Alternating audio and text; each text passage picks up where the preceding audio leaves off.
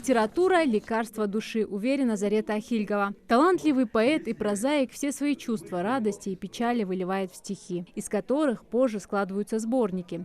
Сегодня она презентует свою 7-ю книгу под названием «Сердце мое». Само название говорит за содержание этого сборника.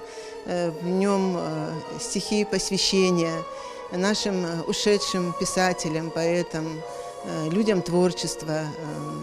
И всем очень хорошим людям тоже есть посвящение. Ну и о доброте, о любви, лирические есть, патриотические есть. В общем, разные темы. В Национальной библиотеке имени Джамалдина Индиева сегодня много гостей. Родные, близкие, друзья, коллеги и просто почитатели таланта прозаика. Гости отмечают, что Ахильгова – пример того, как женщина умеет быть одновременно хранительницей очага и творческой личностью. Особенно тронули стихотворения поэтессы, прочитанные ее внучками. Тебя, мамуля, прославляю, и я души тебе желаю, чтоб от природы красота твоя всегда с тобой была. И знай, у дочки есть всегда душа местечко для тебя.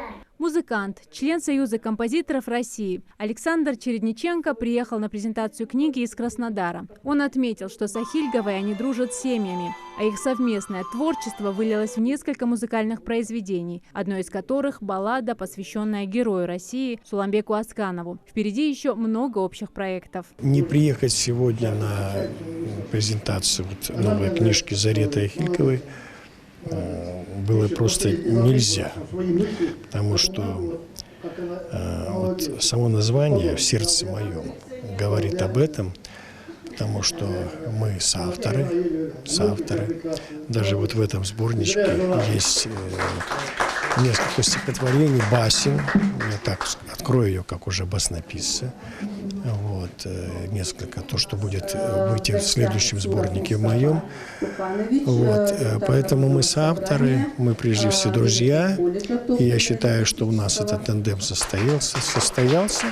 Вот, и будем дальше продолжать творить. В адрес поэтессы звучат много теплых и искренних слов. Море цветов на ее столе. Зарета Ахильгова хоть и привыкла писать о других, но когда хвалят ее, смущается и переводит дыхание. Есть люди, которые радуются жизни, несмотря ни на что, радуются жизни. Такие люди меня всегда импонировали. Вот мне кажется, я прошу Зарету таким людям, которые радуются жизни, и поэтому она светит нам. Все люди ее очень любят, уважают.